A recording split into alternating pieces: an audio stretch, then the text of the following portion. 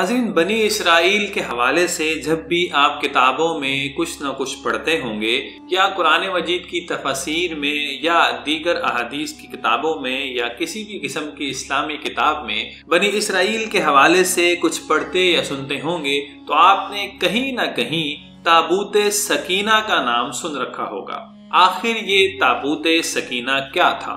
आइए आज की वीडियो में हम आपको बताते हैं कि ताबूत सकीना क्या था और इस ताबूत सकीना की कहानी क्या है। लेकिन उसकी तरफ जाने से पहले अगर आपने हमारे चैनल को अब तक सब्सक्राइब नहीं किया है तो इसको सब्सक्राइब भी कर लीजिए और नोटिफिकेशन बेल भी दबा दीजिए ताकि इस तरह की बेहतरीन और मालूमाती वीडियोस आप तक बर वक्त हम पहुंचाने में कामयाब हो सके। तो नाज़रीन, अब चलते हैं ताबूत सकीना की तरफ। ताबूत सकीना शमशाद की लकड़ी का एक संदूक था जो हजरत आदम अलैहिस्सलाम पर नाजिल हुआ था आसमानों से। ये आपकी आखिर जिंदगी तक आपके पास रहा, फिर बतौर मीरास यके बाद दीगरे आपकी औलाद में मुंतकिल होता रहा, आगे चलता रहा, यहाँ तक कि ये हजरत याकूब अला नबीना अलैहिस्सलातु वस्सलाम को मिला और आपके बाद आपकी औलाद यानी बनी इसराइल के कब्जे में रहा और हजरत मूसा अलैहिस्सलाम को मिल गया। तो आप इसमें तौरात शरीफ और अपना खास सामान रखने लगे।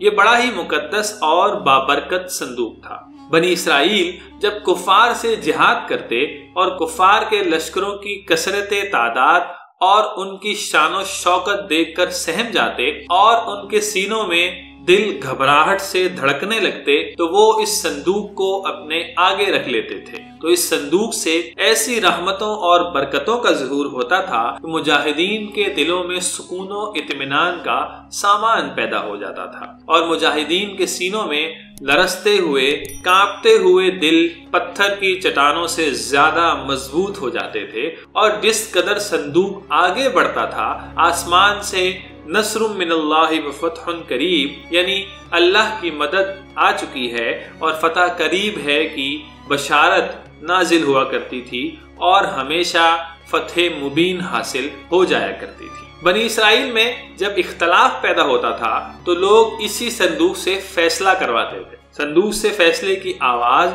और फतह की बशारत बाकायदा सुनी जाती थी। बनी इसराइल इस संदूक को अपने आगे रखकर और उसका वसीला बनाकर दुआएं मांगते थे तो इनकी दुआएं भी कबूल होती थी और बलाओं की मुसीबतें और वबाओं की आफतें भी टल जाया करती थी। अलगर्ज ये संदूक बनी इसराइल के लिए ताबूत सकीना यानी सुकून वाला ताबूत, बरकत और रहमत का खजीना और अल्लाह ताला की मदद के नुज़ूल का इंतहाई मुकद्दस और आसान और बेहतरीन जरिया था।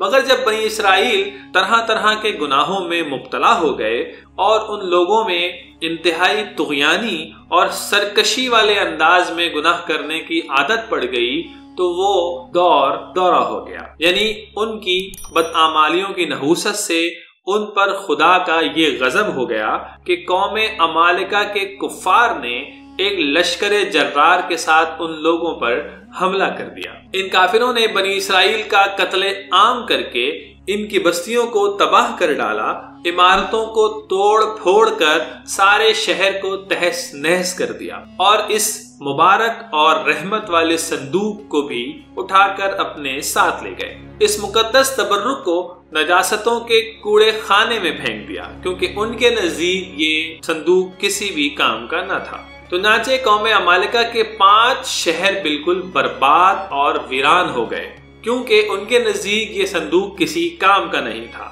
लेकिन दरअसल ये संदूक इंतहाई बाबरकत और मुतबर्रिक था, लिहाजा इस संदूक की बेअदबी का कौम अमालिका पर यह वबाल पड़ा कि ये लोग तरह तरह की बीमारियों और बलाओं के हुजूम में झंझोड़ दिए गए और कौम अमालिका के 5 शहर बिल्कुल बर्बाद और वीरान हो गए।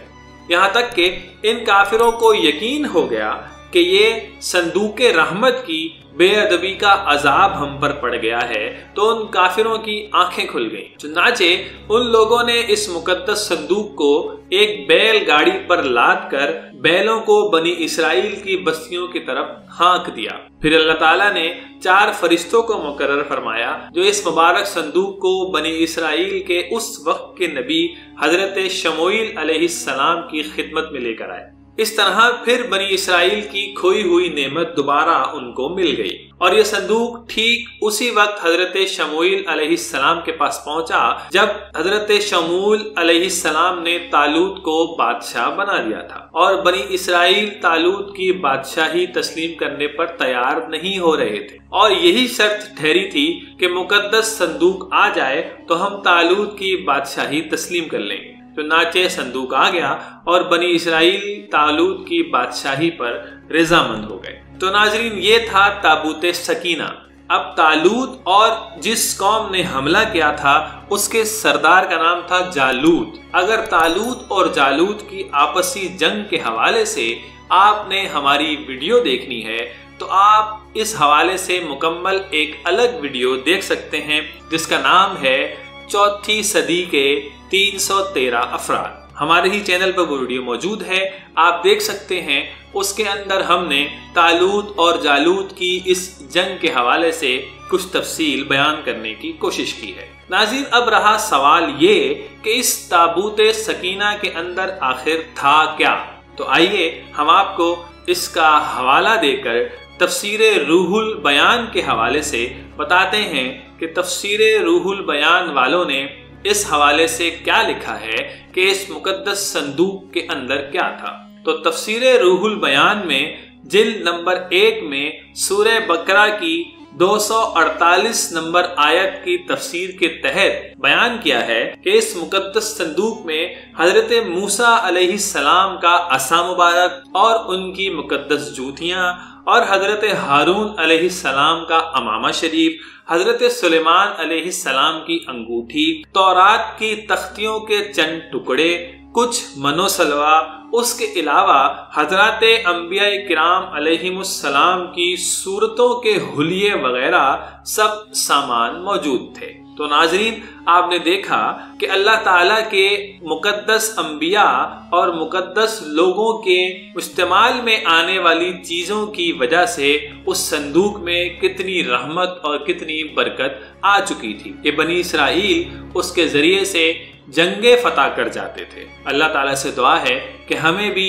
اولیاء کرام اور انبیاء کرام سے تعلق رکھنے والی چیزوں کو بابرکت سمجھنے اور ان کو باعث رحمت سمجھنے کی توفیق نصیب کرے۔ آمین۔